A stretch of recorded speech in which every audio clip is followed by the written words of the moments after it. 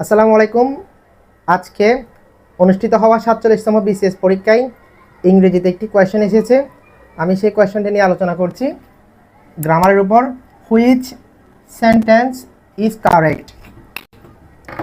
আমাদের এখানে কিন্তু 4টি অপশন রয়েছে, কোন সেন্টেন্সটি কারেক্ট বের করতে হবে।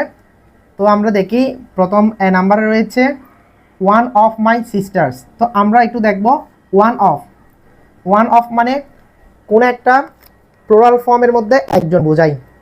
ওয়ান অফ মানে কি, কোন একটা প্লুরাল ফর্মের মধ্যে একজন।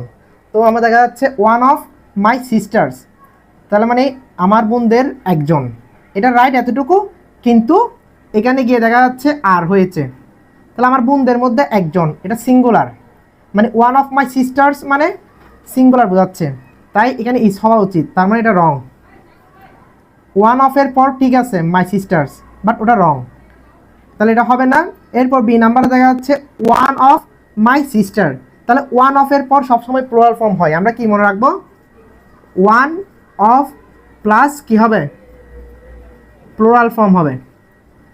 ওকে, কারণ ওয়ান অফটা ব্যবহৃত হয় প্লুরাল ফর্মের সাথে, তাই এটা আমরা নিতে পারতেছি না, এটা রং।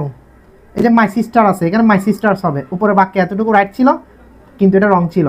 নিচের বাক্যে বি নাম্বারে মাই সিস্টার হবে না, এখানে সিস্টার্স হবে।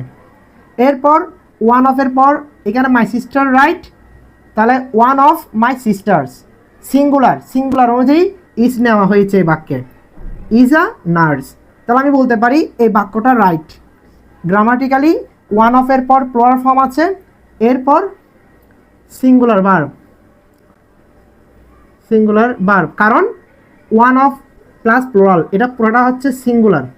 যদি ওয়ান অফের পর প্লুরাল হবে, কিন্তু এটার নাম্বার বেঁধে এটা সিঙ্গুলার হবে, তাই one of my sisters is, এতটুকু এটা রাইট। তাহলে আমরা বলতে পারি এটা রাইট সেন্টেন্স। এরপরটা দেখি কি ভুল রয়েছে, ওয়ান অফ মাই সিস্টার্স এতটুকু রাইট, কিন্তু বার নিয়েছে প্লুরাল, তাহলে এটা এখানে এসে রং হয়েছে।